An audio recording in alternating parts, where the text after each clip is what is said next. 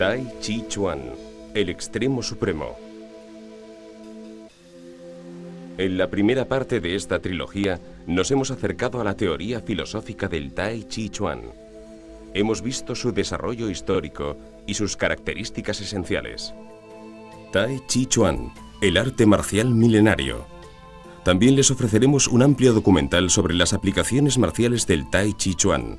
Hablaremos sobre sus armas, su eficacia como defensa personal y les contaremos la historia de los maestros más relevantes del estilo y de otros aspectos marciales casi desconocidos en el occidente, pero de gran interés para los practicantes que quieran profundizar en el conocimiento del arte del Tai Chi Chuan.